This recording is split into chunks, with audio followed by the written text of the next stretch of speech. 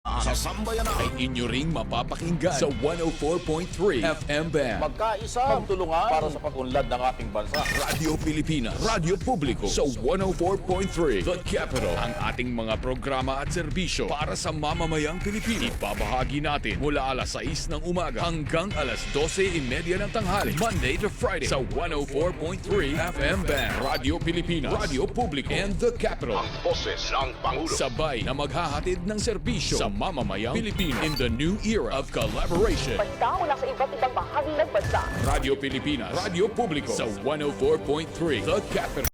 Sa patuloy na paghahatid ng balita at pagbibigay serbisyo publiko, kinilala ng prestiyosong Asia Pacific Broadcasting Plus Awards 2025 ang galing at dedigasyon ng Radyo Pilipinas. Patunay ito ng tapat na paghatid ng serbisyo sa mga Pilipino, maparadyo, TV at maging sa makabagong paraan ng paghahatid ng balita sa mundo ng social media. Sa pangunguna ni Presidential Broadcast Service Director Dindo Amparo, kasama ang lahat ng kawani ng Radyo Pilipinas. Inaalay namin ang pagkilalang ito sa bawat Pilipinong aming pinaglilingkuran. Radyo Pilipinas, Radyo Publiko. Akala ko dati, sobrang mahal ng tablets. Pero dahil sa ASEAN, halos zero na ang buwis sa tech imports. Kaya mas affordable na sa mga tulad kong estudyante. Sa digitized custom system ng ASEAN, mas mabilis dumating ang mga learning gadgets. Mas konti ang delay, mas marami ang matututunan. Mas madali na mag-source ng parts at accessories ngayon dahil sa trade agreements ng ASEAN, mas mabilis ang cross-border shipping at mas mura ang gastos. Dahil sa mas malawak na internet sa ASEAN, kahit sa probinsya nakakabili na kami ng tech online at maraming ASEAN-made products na good quality. Abot kaya pa. ASEAN supports local innovation. Meron tayong mga hubs na tumutulong sa mga inventors at startups gaya ko para protektahan ang ideas at gawing negosyo. Hindi ako techie pero ngayon marunong na ako magbayad at tumanggap ng QR gamit ang phone. Dahil sa ASEAN, mas accessible ang technology kahit sa maliliit na negosyo. Dahil sa digital trade provisions ng ASEAN, mas maraming tech brands online. Nakaka-order ako ng gadgets at accessories na dati ay imported lang. Ngayon, mas mura at legal. Dahil sa ASEAN, mas abot kaya ang tech, mas mabilis ang access, at mas maraming oportunidad para sa lahat. Innovation across borders para sa bawat Pilipino.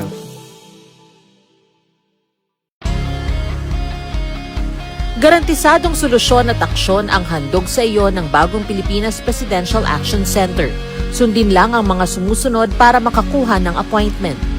Para sa wala pang eGov.ph app account, panoorin ang video para malaman kung paano gumawa ng account. Kung meron ng account sa eGov.ph app, mag-login dito. Saka hanapin ang online registration tab para sa bagong Pilipinas Presidential Action Center. Pindutin ito para makita ang available na government services. Piliin ang serbisyo na iyong kailangan mula sa listahan. I-upload ang requirements ng serbisyong kailangan mo. Pumili ng petsa at oras kung kailan nais pumunta sa bagong Pilipinas Presidential Action Center. I-submit na ang iyong application at bigyan ng pagkakataon na ma-review ang iyong isinumiting requirements. Hintayin ang QR code para sa kumpirmasyon ng iyong schedule. Makakatanggap ka ng text message para malaman kung naaprubahan ito.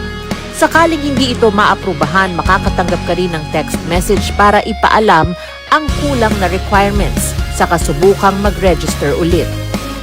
Kung nakatanggap na ng kumpirmasyon, maaari nang pumunta sa bagong Pilipinas Presidential Action Center sa napiling schedule, dala ang QR code at ang mga isinumiting requirements. Huwag kalimutang dumating sa itinakdang araw at oras ng iyong appointment. Pinapaalala rin na siguruhing may kumpirmadong schedule bago pumunta sa bagong Pilipinas Presidential Action Center para maiwasang magpabalik-balik. Simple at user-friendly ang pagpapa-appointment dito. Kaya wag nang mangamba dahil sa bagong Pilipinas Presidential Action Center, tulong ay abot kamay na. Ito ang Presidential Broadcast Service. Radyo Pilipinas, Radyo Publiko ng bagong Pilipinas para sa bagong Pilipino. Naghahatid ng mahahalagang balita at impormasyon. Nag-uugnay ng pamahalaan sa sambayanan. Tulay sa himpapawid ng serbisyo publiko. Radyo Pilipinas. Radyo Publiko. Ang boses ng Pangulo. Sa Mega Manila, 738. Radyo Pilipinas. Radyo Publiko. Oras sa buong Pilipinas, 7 minuto makalipas sa alas 3 ng hapon.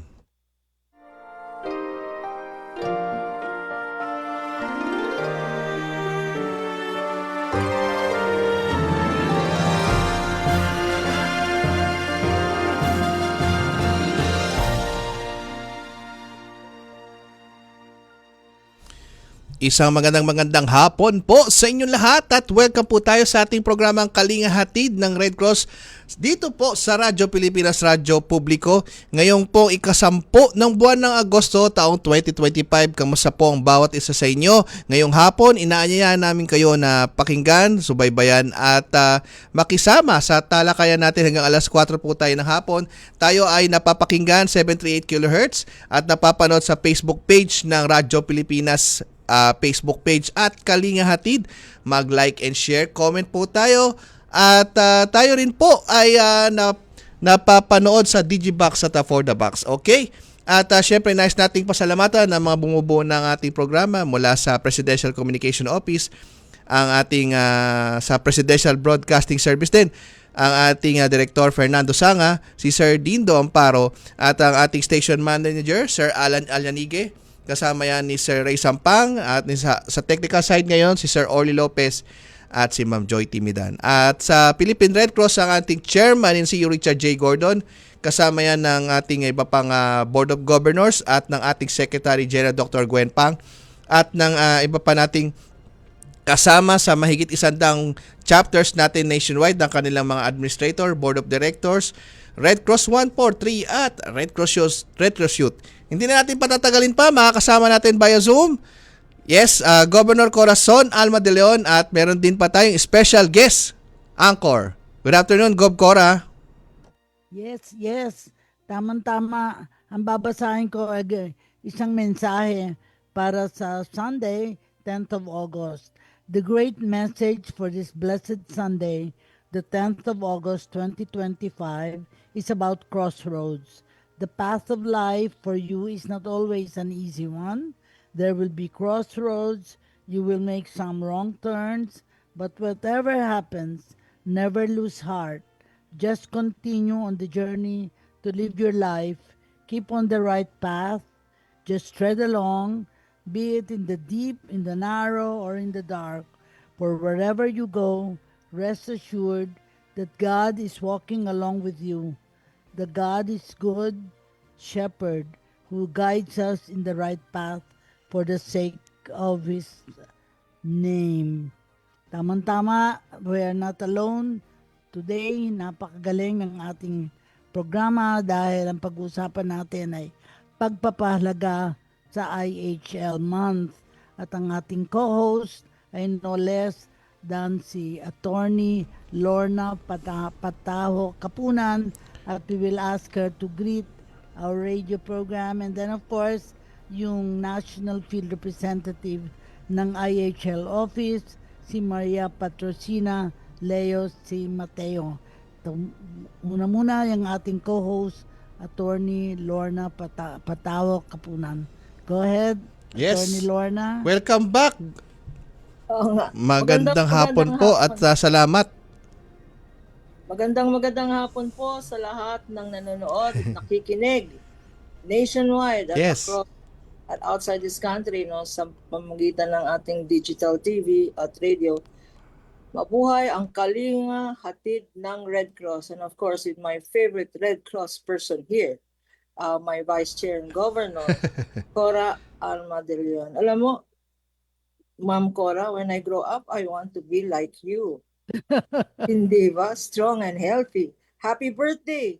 Happy birthday, Gov Cora. Kasama na rin ng birthday celebration. Thank you. And of course, nag-birthday ang ating chairman ng August 5th at si Governor Ortiz. Baby Ortiz. Ng August 9. Kung 8. ako din, August 6.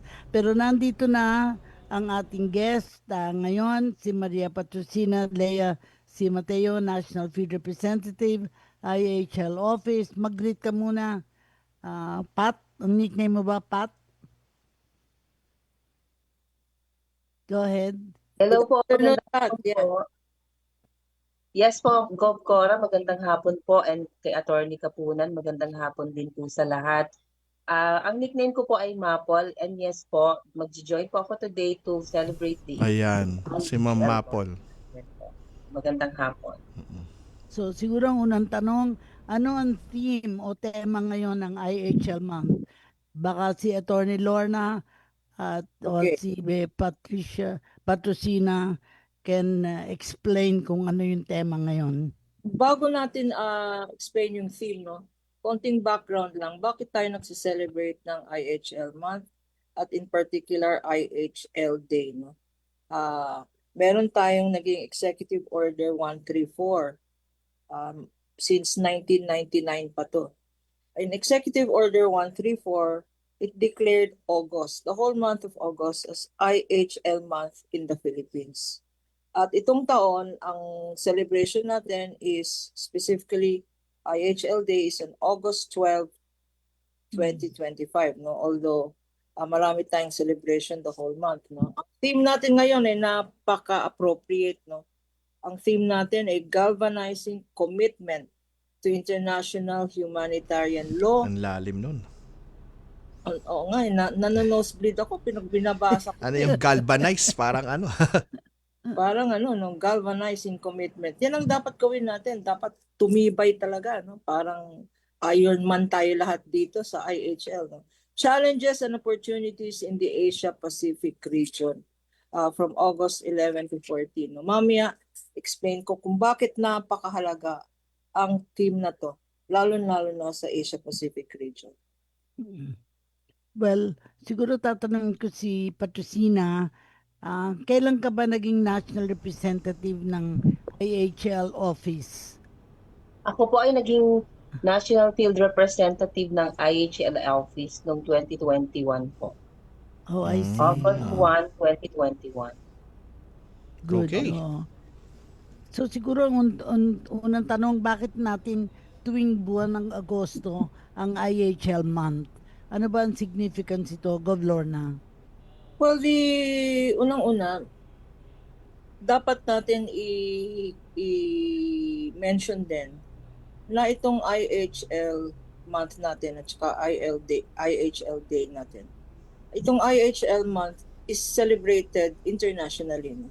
Hindi lang tayo nagse-celebrate ng IHL month. Ang buong mundo, ang buong humanitarian world, no? National societies, ang ICRC, at federation ay sineselebrate itong August as International Humanitarian Law Month. No? Pero gusto ko lang sana i-emphasize na sana ang International Humanitarian Law, Gov. Cora, Edison at Ma'am Maple, Yes po. ay dapat hindi lang celebratory. Dapat hindi lang natin pinapabigyan ng pansin tuwing August 12 or August. Kasi ano yan napakabigat na problema ngayon. Kanya maganda yung sinabi nilang theme na galvanizing, no? Lalo na sa Asia-Pacific region. No? Siguro, just to give a background, sa buong mundo, no? Sa buong mundo, napakadami natin international armed conflict at saka non-international armed conflict. Nagulat nga ako nung binasa ko to. There are 110 armed conflict all over the world. Ang pinakamadami dyan, yung Middle East at saka North Africa, no? More than 45. Tapos Africa. Kasi ang nababalitaan lang natin yung Israel tsaka Palestine, no? Tsaka yung Russia tsaka Ukraine, no? Kala natin dalawa lang yan. At recently yung Pakistan tsaka Cambodia, no? Pero talagang worldwide, hindi lang international armed conflict, dapat non-international armed conflict. Magugulat kayo. Tayo ang number 1 sa Asia. Sa Asia, 21 daw, no? 19 of which are non-international armed conflicts. Sa Pilipinas, 6 ang non-international armed conflict natin. Sa Mindanao, ang concentration, nandyan ang Moro National Liberation Front. Nandyan ang Moro Islamic Liberation Front. Nandyan yung Bangsamoro Islamic Freedom Fighters. Nandyan pa rin ang Maute Group. At saka ang Abu Sayyaf Group. No? At dito naman sa Luzon, nandyan ang NDF. No? At mga terrorists all over the country. So, relevant sa atin yan. Hindi lang natin nakikita sa YouTube or sa TikTok yung mga countries na may gera. Dito mismo, meron tayong non-international armed conflict.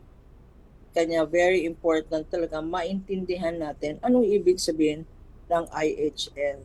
Diba? Kasi very often, ang mga tao ay nagtatanong, anong difference ng human rights law at saka international humanitarian law? And I think, pag sa topic na ito, si Attorney Lorna Kapunan lang ang makakapagpaliwanag sa bala na sa mga maraming tao dahil hindi masyadong alam ng mga tao ang international humanitarian law pero related to sa ginagawa ng Philippine Red Cross. Go ahead, Attorney Lorna. Yung human rights law at international humanitarian rights law ay parehong nag-a-affirm ng commitment to the dignity of every person, no? The dignity of women and children, the dignity of marginalized groups, the dignity of communities, no, indigenous communities, lahat ng marginalized groups kasama dyan sa IHL at sa human rights law. Anong kaibahan? Diba? Pag sinabi natin international humanitarian law, meron niyang gera or armed conflict. Yung gera pwedeng international, pwedeng non-international. Yun ang tinatawag nating IHL, International Humanitarian Law. Bakit international? Pag international, ibig sabihin, isang bansa laban sa iba pang bansa. Or pwedeng isang bansa laban sa terrorist groups, not within the same country but other countries, no? Pwede ring kanya ang tawag dyan ay international. Pag within our country, kagaya ng sinabi kong 5 grupo dito sa atin, in non-international armed conflict yan. Within our own country. Ibig sabihin domestic, yung non-international armed conflict. In both instances, rinirespeto natin ang human rights. Ang human rights nangyayari during times of peace. So ang major difference dyan, pag sinabing humanitarian law, during the times of war and armed conflict. Yeah. And the armed conflict could be international in nature or non-international, domestic within the country. At human rights is during the time of peace. Mamaya, interject ko, no, kasi maraming nagtatanong, bakit IHL, kasama dyan. Ano yung mga IHL violations, no? Maple, pasensya ka na, medyo masalita lang ako ngayon, no? Kasi okay lang, Gob. Kasi malapit sa akong problema. Oo po eh. Okay. Bakit napaka-importante natin intindihin ngayon? Kasi meron tayong naging presidente ng Pilipinas na nasa Hague ngayon. Ang sinasabi ng marami, bakit nasa Hague? Bakit hindi natin siya final kaso dito sa Pilipinas? Kasi nasa constitution natin, the Philippines is a sovereign country. No? So yung mga hindi nakakaintindi dyan, or yung mga pretending na nakakaintindi na hindi naman, sinasabi nilang violation of Philippine law. Ang ginawang pinaaresto natin sa Interpol ang ating past president na si Duterte. Intindihin natin na meron tayong sariling batas. At yung sariling batas na yan, syempre, pinagmamalaki natin yung batas na yan kasi this law was first filed in the 13th, this bill was first filed in the 12th Congress, in the 13th Congress by our very own Chairman Dick Gordon. Siya po ang nag-start ng discussions na to at it was finally passed, refiled in the 14th Congress with then Senator Zubiri. Republic Act 10530, which is defining the use of protection of the Red Cross. Ay, hindi pala. Sa emblem law pala yan, I'm sorry. Ang pinag-uusapan natin, mamaya pag-usapan natin yung emblem law. No? Ang pinag-uusapan natin is Republic Act 9851. Ito yung pinasa noong December 8, 2009. Bakit intindihin natin dapat ito? Because ito ang ginamit natin as legal basis to allow the arrest by the Interpol of President Rodrigo Duterte, who was charged under IHL laws for genocide. Yes. Dahil sa mga extrajudicial killings na yan. Yan ay hindi lang human rights, yan ay genocide. When you kill, sabi nila, bakit genocide ba yun? Ilan lang ang na-identify, mga 20 lang. One death is one killing too many, no? Hindi naman 300 daw. Ang sinasabi natin ng Commission on Human Rights natin dito sa Pilipinas, more than 300. Pero ang sinasabi nila sa side ng president, ng former president, mga 26 lang yan. Genocide ba yan? Hindi nila naiisip na one killing is one killing. Yes. Too many. Yes. Too many. So, under our Republic Act 9851, kasi hindi na tayo sumama sa Rome Statute, no? Nag-withdraw na tayo. Alam naman natin lahat, ng panahon ni President Duterte, Past President Duterte, sabi niya, ayoko na, umalis na tayo dyan sa ICC or yung Rome Statute. So, hindi na tayo membro ng Rome Statute na yon, pero meron tayong 9851. At sa 9851 na yan, Republic Act 9851, kung nakalagay dyan, kung hindi membro ang Pilipinas, and that applies to us, since the Philippines is no longer a member of the Rome Statute or yung ICC, no, which created the ICC, ang applicable ay ang Republic Act 9851. Sa isang section doon, meron tayong legal obligation to surrender any person charged with violation of humanitarian law, genocide, and other crimes against humanity. Since hindi na tayo miyembro, hindi natin siya pwede natin kasi i-surrender sa another member country, no? Hindi na tayo member. Since hindi na tayo member, nakalagay doon, then the country is obligated under our own constitution because we adhere. Sa constitution natin, sinasabi natin, we adhere to all the laws, general accepted principles of international law. Goblord. So, opo. May nagtatanong lang. Kanya natin na surrender.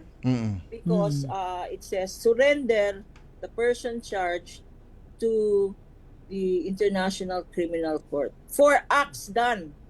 Kasi yung mga china-charge naman natin, nung panahon pa, miyembro tayo.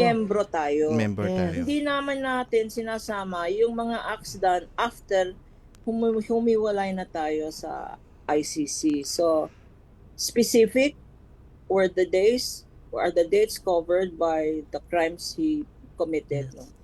Mami, nagtatanong lang po dito, paano daw po yung definition natin ng salitang genocide? Yan po ba daw ay sabay-sabay na namatay? O isang namatay ngayon, pangalawa sa susunod na oras, and then meron namatay ulit sa mga susunod na araw? Ganun daw po ba yun? Ang genocide, hindi naman hindi naman kailangan sabay-sabay, no? Kagaya ng Nazis, no? Yung ginawa ni Hitler sa Nazi, no? Sa mga Nazis, sa mga Jews noon, no? Ang genocide is directed against people, no? Against people, those humanity, against humanity, no? Pwedeng isa, pwedeng dalawa, pwedeng tatlo, pwedeng sabay-sabay, no? But ang pinakamahalaga yan, it is without due process of law. Sinasabi nila na this was in connection with the war nga in their own words, drug war. Okay. In connection with the drug war. So merong systematic, merong plano, merong direct orders ang Presidente Duterte noon to the military authorities or the people under him to get rid, even without due process under our Philippine laws on drugs. Kasi yung mga sinasabi niyang pushers, possessors of drug, or yung mga manufacturers ng drug, pwede naman dalhin yan sa courts because our courts are functioning. Ang problema nga, ang sinasabi nila, bakit natin din nila sa Hague ang Duterte, meron naman tayong Philippine courts dito. Meron nga tayong Philippine courts, pero takot lahat. In fact, nung panahon niya, nag-surrender na ang Philippine authorities at sinabi nila, bahala na kayo kasi binigyan naman tayo ng panahon ng prosecutors, no? Kasi meron silang parang ang prosecutor sa Hague, parang fiscal yan. Fiscal ng ICC, no? Tinitingnan anong countries ang may violation. So sinasabi, kayo may violation, mag-file kayo sa korte niyo. So binigyan naman tayo ng panahon para mag-file sa korte natin. After that period elapsed at wala pang nagpa-file or may final na di-dismiss naman or may final for extrajudicial killings, takot naman yung mga judges. May extrajudicial killing victims rin ang mga judges, ang mga prosecutors. Meron nga akong kaklaseng prosecutor dyan na namatay, pinatay dahil nag-handle ng drug cases. So wala nang gustong judge na mag-handle, walang prosecutor na gustong mag-prosecute, walang witness na mag-testify. So nag-surrender ang Philippine government, sabi ng DOJ. Bahala na kayo ICC sa amin, hindi na namin kaya to. And that's how the ICC came to have jurisdiction over the acts done during the term of At saka Duterte. to begin with, hindi lang nung presidente siya eh. Nung time pa na siya ay mayor, parang may historical antecedents at saka at that time, covered pa tayo ng ICC. So, kumbaga, nangyari na lang, na-blow up na lang to when he became president because he told the military, go ahead and shoot. Parang yung direktiba niya na openly announcing na kung lalaban ang drugista, patayin. And sa kanyang promission speeches, very clear ang sinasabi niya, no, even noon, na kung sa mga pulis, binigyan niya ng authority na pwede ninyong patayin. Kaya parang kung sasabihin niyang hindi siya ang pumatay at ang pumatay yung mga kapulisan, mali din yun. Kasi pag ikaw ang nag-order na patayin, ikaw na rin ang nagbigay ng otoridad sa mga sundalo na gawin nila ang kanilang binigyan ng mandato na patayin. And I think yung matatawag natin na siya ang may responsibilidad ngayon sa mga ginawa ng kapulisan. Ayun ang aking, hindi ako abogado pero naintindihan ko na yun ang talagang malaking kamalian na akala niya bilang presidente hindi siya i-covered. Pero even after, kasi long after na hindi na pangulo, nangyari yan sa Yugoslavia, nangyari yan sa ibang bansa. And I remember na even meeting some of those people na involved.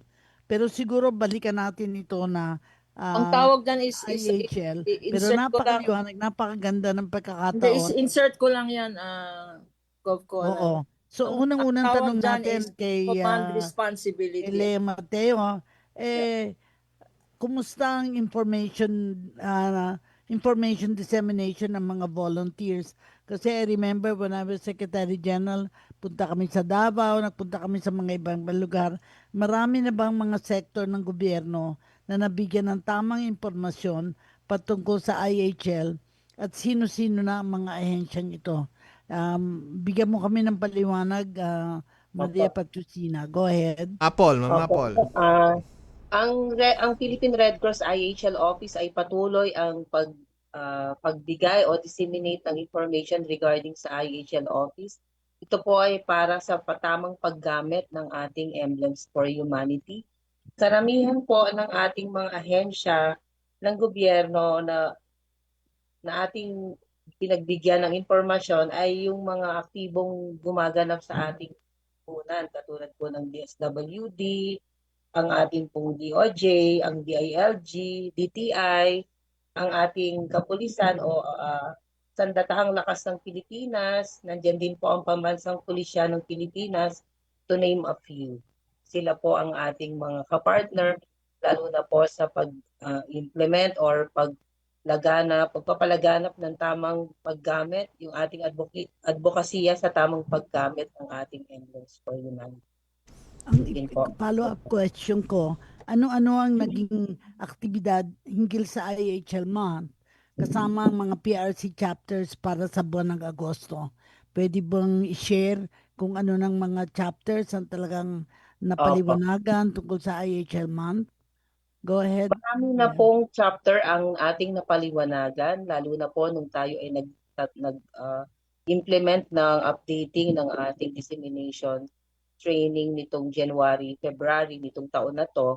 Pero ngayong buwan na to, lahat po ng ating 101 chapters ay may various activities na nakaset para sa pag-celebrate o commemorate ng ating IHL month.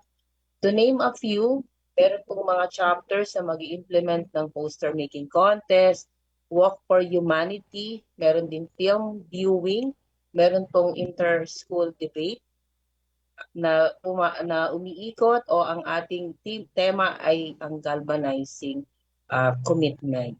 Yun po ang kanilang tema, na ang temang ito ay nabuo o inadapt ng ating interagency committee ng IHL sa Pilipinas na pinamumunuan ng DFA at pinapangalawahan ng Department of National Defense. Gov Cora, Gov Lorna at Ma'am Mapol, magkakaroon lang muna tayo ng mabilis na commercial break at magbabalik tayo sa mainit na talakayan natin. Diyan lamang po kayo at wag po kayong aalis. Magbabalik po tayo sa ilang mga paalala. Good news! Ang inyong pinagkakatiwalaang Radyo Pilipinas nasa TV na. Oo, nasa TV na. Ang Radyo Pilipinas 738 AM ay live nang mapapanood sa Channel 3 ng ABS-CBN TV Plus at Channels 45 to 49 ng GMA Affordabox. Kaya may access ka na sa balitang totoo anytime, anywhere. Sa radyo, sa social media at TV. Radyo Pilipinas 738 AM. Radyo Publiko, Serbisyo, Bayang News Nationwide. Balitang pambansa. Sa ulo ng ating pinakamalawak na pagbabalita. Ang radyo ng Pilipinas. Radyo Pilipinas. Balitang mahalaga sa bawat mamamayan. Ang radyo ng publiko. Radyo Publiko. Nag-uugnay ng pamahalaan sa sambayanan. Ay inyo ring mapapakinggan sa 104.3 FM band. Magkaisa, magtulungan para sa pag-unlad ng ating bansa. Radyo Pilipinas. Radyo Publiko sa 104.3 The Capital. Ang ating mga programa at serbisyo para sa mamamayang Pilipino. Ibabahagi natin mula alas 6 ng umaga hanggang alas 12:30 ng tanghali. Monday to Friday sa 104.3 FM band. Radyo Pilipinas, Radyo Publiko, and The Capital. Ang boses ng Pangulo. Sabay na maghahatid ng serbisyo sa mamamayang Pilipino in the new era of collaboration. Balita mula sa iba't ibang bahagi ng bansa. Radyo Pilipinas, Radyo Publiko sa 104.3 The Capital. Okay, nagbabalik po tayo sa ating programa at nice lang natin ipakita to, yung ating mga nurses, volunteer nurses natin sa Philippine Red Cross sa pamumuno ni Sir Mark Albrigo at syempre sa order ng ating chairman CEO Richard J. Gordon, yung ating mga nurses dyan sa health services at sa hemodialysis natin ay tumutulong na ngayon sa mga pasyente dyan sa San Lazaro Hospital at talaga nga naman inaasikaso nila at binibigyan ng kung ano mga medical attention yung mga pasyente natin na tinamaan ng leptospirosis at medyo dumarami ang pasyente natin dahil sa sakit na leptospirosis. Ang Philippine Red Cross ay agarang pumunta agad dyan. I think mahigit 16 na tao yan mula sa health services at sa hemodialysis unit natin sa Philippine Red Cross. Gov Cora? Yes, thank you Edison. Ngayon naman tatanungin natin, hinggil naman sa emblem law. Marami na ba ang sumusunod sa tamang paggamit ng logo ng Red Cross? Ikukwento din ni Governor Kapunan paano napasa itong emblem law na ito. Because early on, ay talagang may advocacy na ang Red Cross tungkol sa emblem law. Go ahead, Attorney Lorna. Okay, sa emblem law naman, ito ay pinasa noong July 23, 2012. Ito ay Republic Act 10530. Kasi kagaya ng sinabi ko earlier, it was filed previously in the 13th Congress by Governor Richard Gordon, filed and refiled in the 14th Congress by Governor Subirin. Ang pangalan nito ay an act defining the use and protection of Red Cross, Red Crescent, at Red Crystal emblem. Alam nyo, yung Red Cross, dalawang emblem. No? Yung Red Cross emblem natin, hindi lang tayo. No? Hindi lang nung 2012 nagkaroon ng Red Cross emblem dito sa Pilipinas. Ang Red Cross emblem, matagal nang na-establish. 1864 pa yan. Established in 1864 ng isang Geneva Convention. At ang Red Cross ginawang universal symbol of neutrality and protection during armed conflict. Ibig sabihin, pag meron kang Red Cross emblem, dapat dapat exempt ka sa hindi ka pinapatay, hindi ka binabaril, hindi ka ina-assault kasi ikaw ay humanitarian. At nagbibigay ng humanitarian service to everybody, neutral yan. To combatants, non-combatants, civilians. So naging protective symbol ang Red Cross. Ngayon, sa history ng Geneva Conventions, marami rin national societies or countries na signatories ng convention na hindi naman Christian. No? Kasi ang unang sinabi nila yung cross, religious symbol. Religious symbol yung Red Cross na yan. Ano? Ang Red Cross really is the reverse of the Swiss flag kasi ang founder natin ng Red Cross, si Henry Dunant, isang Swiss. So in recognition of his efforts in establishing him together with 4 or 5 others, the ICRC, International Committee on the Red Cross, no? In recognition of the terrible crimes against humanity in Solferino, yung nakita niya, yung wala naman tumutulong sa mga civilians or victims of war, etc., or prisoners of war, nagkaroon ng Red Cross emblem. Yung mga Muslim countries, sabi nila, religious symbol naman yan. Hindi naman po religious symbol. Kanya gumawa tayo ng Red Crescent. Red Crescent is also a universal symbol, one of the universal symbols, emblems of the humanitarian organization natin. At fairly recent, nag-attend pa tayo ng convention dyan. Red Crystal. Yung Red Crystal. Sabi ng Israel, ayaw namin ng cross, ayaw namin ng crescent. Gawa naman tayo ng ibang simbolo. So gumawa sila ng geographic symbol, no? Yung crystal. Maganda yung nandun kami sa Geneva nung ginagawang debate to. Sabi ng iba, bakit hindi gusto namin red gumamela ng Mexico? Sabi naman ng mga communist countries, gusto namin red swastika. Red, mga ganyan, puro red. Pero sabi nila, hindi, tama na yan. Wag na kayong magsalita dyan. Magkakaroon tayo ng third emblem, which is the Red Crystal. So, ang Republic Act 10530, dinirecognize natin yung tatlong symbols. Cross, yung Red Crescent, at saka yung Red Crystal emblem. Ang pinaparusahan dyan, yung imitation, no? Yung mga gumagamit ng Red Cross, kunyari may yung confusing similarity, no? Yung kunyari kung minsan nagre-Red Cross, fun run tayo, di ba? Nagma-manufacture sila ng mga fun run shirts, may cross. Mamaya, hindi naman sila Red Cross, ginamit na nila yung after the fun run, hindi naman tama. Pala nila Red Cross volunteer. So, yung imitation, ginagamit sa commercial enterprises, no? The use by commercial enterprises, kagaya ng pharmacy, mga private doctors, mga clinics, yung mga Yung security guard. nilalagay na first aid sa mga ano. Oo, tama. Bawal rin yun. Ang tawag Ang doon, dami ko pa improper nakikita. use. Merong pangatlo, yung tinatawag na perfidy. Ang napakabigat nito in times of war, no? Kunyari, ikaw Red Cross para hindi ka tamaan ng bullet or bomba, no? Perfidy. Lalo na yung perfidy is intent to mislead the adversary. Yung kalaban mo sa gera, sinasabi mong, oy, wag mo akong patayin, Red Cross ako. That's perfidy. Lalo na if it causes death, serious physical injuries, or or rape, no? Mabigat ang parusa. Sa perfidy, ang parusa dyan life imprisonment. Life imprisonment, malaki ang mga parusa for improper use, no? Oo. Yes, ang improper use is 50,000. Ang fine is 50,000 to 1 million.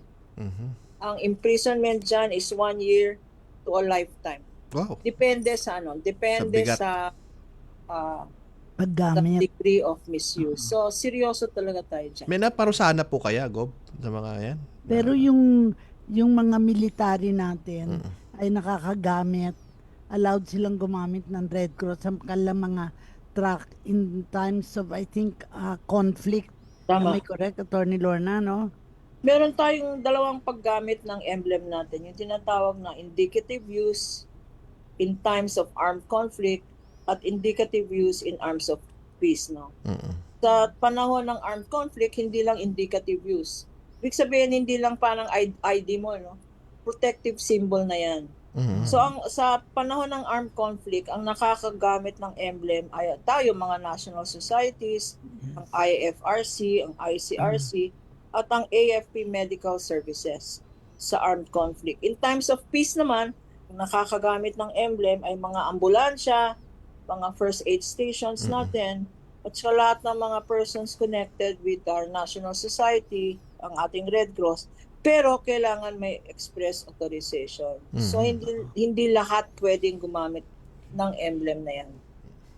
Pero nakikita ko na kapag may emblem na gano'n, hindi pwedeng barilin, hindi pwedeng labanan. Kaya napakahalaga nito at tamang-tama ngayon ang mga ilan sa mga activity ng chapters na magaganap ngayong IHL month ay palaganapin ang impormasyon na protective symbol natin, yung emblem law, and of course yung IHL, no? So siguro ibalita mo na lang, Leia, kung ano na yung mga nangyayari sa atin, not just in this month. Sabi nga ni Attorney Lorna, hindi dapat Agosto lang. Kung ano yung lalo na tayo may armed conflict, dapat patuloy ang pagpapalaganap natin ng impormasyon sa mga komunidad para alam nila na mali na papatay sila o mali na may conflict sa mga lugar nila. Go ahead, Leia. Yes po, gusto ko pong i-promote yung mga activity ng ibang mga chapters sa Pilipinas. Magsimula po tayo ngayong August 12. Marami pong mag-celebrate mag-start ng August 12. Yung iba po ay nakapag-start na nitong August 4 and August 6. Pero particularly for August 12, Northern Samar ay magkakaroon po ng candlelight. Candlelight. Para po i-commemorate o pag-alala dun sa mga nawala dun sa Northern Samar. At meron din pong Walk for Humanity sa Valenzuela. Meron din pong poster making contest at film viewing sa Camarines Sur. At gano'n din po naman sa Malabon, magkakaroon din po sila ng IHL dissemination campaign for August 12 at susundan ito ng isang poster making contest sa August 16. So marami pong chapters ang magkakaroon ng tuloy-tuloy na dissemination campaign sa kanilang respective AOR, particularly sa mga schools and communities. Ang ating Iloilo chapter ay magkakaroon po ng inter-school debate at ito po ay gaganapin sa kanilang partner mall at ito po ay in partnership with Commission on Human Rights dun sa region nila. Yan po ang mga activity ng ating mga chapters. Nationwide po ay tuloy-tuloy po ang kanilang Information Dissemination Campaign or IHL Awareness Drive. Nagsimula po ito noong August 4 at tuloy-tuloy po ito hanggang September.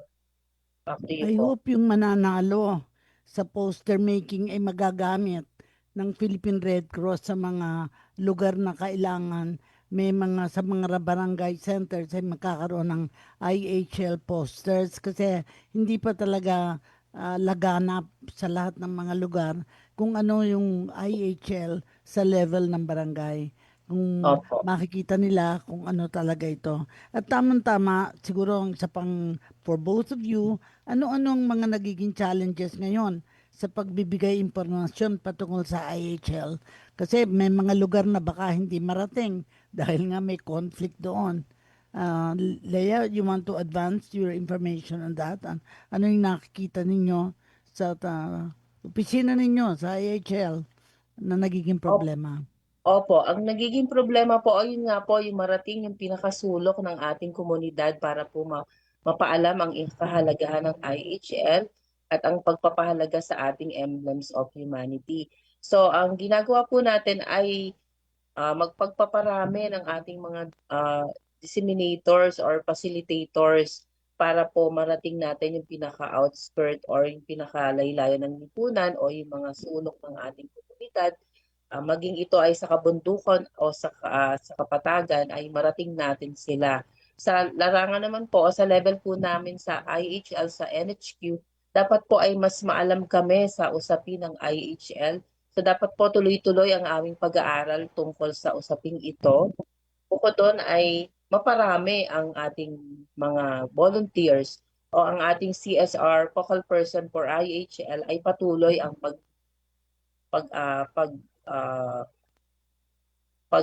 pag-alam ng mga dapat nilang malaman tungkol sa usaping ito. Pwede magdagdag, Gov Cora? Yes. So kailangan, matagal na ako sa IHL, no? At nakakapunta nga ako sa Geneva. At although marami tayong challenges dito, ang ating Philippine Red Cross or National Society is one of the examples. One of the good examples on IHL kasi tayo lang, we're one of the few or if not the only country in the Asia Pacific region na may IHL law. Yes. Republic Act, no? So talagang tinitignan tayo ng example. Pag nasa Geneva nga ako, humihingi sila ng example ng batas natin, hindi lang yung IHL law, yung ating emblem law. No. At gusto nilang sundan sa mga ibang country. So dapat proud tayo na tayo ang naging pioneer dyan ng IHL law. Pero having said that, kailangan pa rin ng education.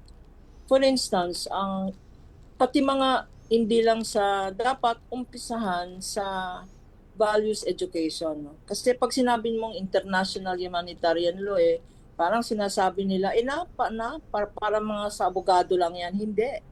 Dapat umpisahan natin, ilagay natin sa konteksto ng value of the dignity of human life.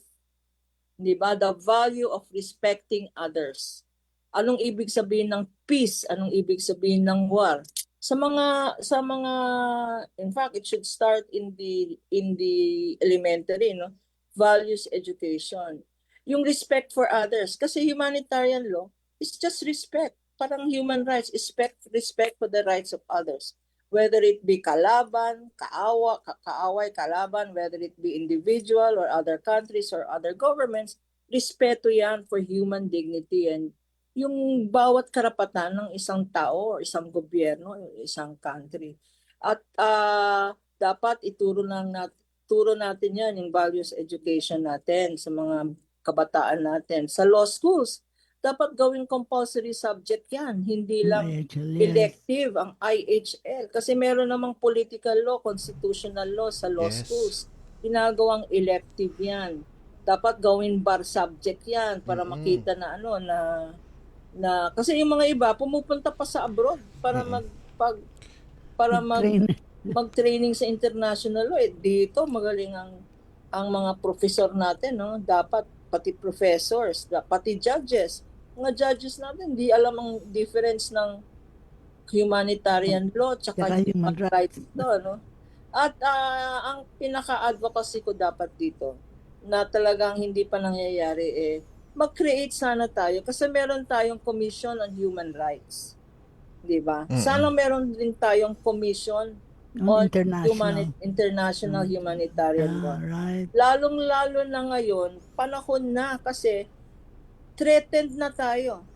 The conflict is now in our shores. Yes. Nandiyan West Philippine Sea. Hindi natin naiintindihan. Akala natin ang mga problema dyan sa West Philippine Sea ay mga fisherman lang. Ang mga fishermen na nawawala ng livelihood. Hindi. It is a matter of national sovereignty. Yes. Kanya napaka-importante itong trip ng ating presidente sa US nung sinasabi niya na there must be geopolitical alliances. Dapat hindi lang Pilipinas ang nakakaintindi na attack sa territory natin, pero hindi attack sa buong Asia Pacific region. Yes. Ang aggressive ang tendencies ng isang China. And that's why we have to respect they have to respect our borders. Dapat naintindihan ng buong region yan. That's why I think tamang-tama yung tema for this year, no? Yung challenges facing the Asia Pacific region. Yes. Forefront of that is China, which is encroaching not only in the West Philippine Sea, but also the sovereignty of our ASEAN neighbors, Malaysia, Thailand, Vietnam.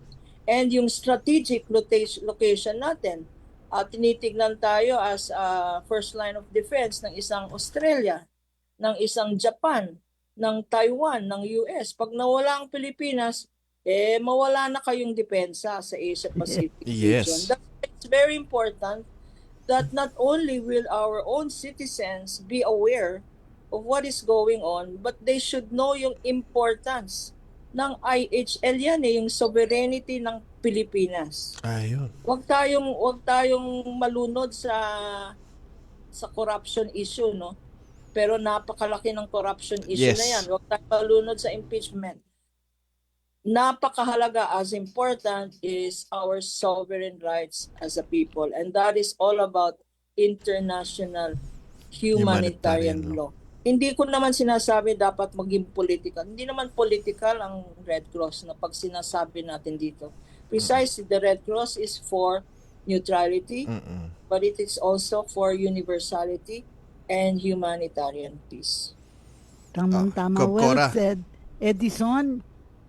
Yes, Gob Cora, hinga na natin ng mga final message. Final words na ba? Si Ma'am Mapol para sa mga final message natin at napakabilis ng oras at namin na-discuss ni Gob Lorna. Talaga nga naman at ni Ma'am Mapol. Kulang na naman ng oras natin. Ma'am Mapol, ano po mga final message niyo? Mabilis lang po. Yun po, congratulations sa mga chapters na nakapag-implement na ng IHL activity for this month. Sana po tuloy-tuloy at ang suporta ng IHL office ay nasa inyo. Congratulations and hope to see you soon sa mga bababaan naming communities. And sa mga communities naman po, patuloy po kayong sumuporta sa mga activities po ng Red Cross. Ito po ay makakatulong sa inyo at ganun pa man din ay sana po maunawaan nyo ang kahalagahan ng emblem use at ang mga activities ng ating Gob Lorna. Thank you, Ma'am Apol. Gob Lorna, bago po kayo magmensahe, meron lang pong magbibigay ng mensahe sa atin ngayong hapong ito. Ito po ay para kay Gob Cora. Happy birthday, Cora. Today, as I sit down to celebrate your life, I'm filled with overwhelming gratitude and joy. You have always been more than a colleague or confidant. You are and will always be my best friend forever. I still remember those early days when we would find ourselves in the middle of spirited discussions, sometimes about governance, sometimes about family, and always about how we could make this country a little better to live in. Watching you lead, whether as Secretary of the DSWD, Chair of the Civil Service Commission, Vice Chair of the Asian Disaster Preparedness Center in Bangkok, or Chair of the Mount Pinatubo Commission, was like witnessing history unfold. You approached every challenge, no matter how daunting, with a strength rooted in deep faith and love for people. Not many know that you were the first woman to chair both the Civil Service Commission and the Career Executive Service Board, two of the highest positions in Philippine public service.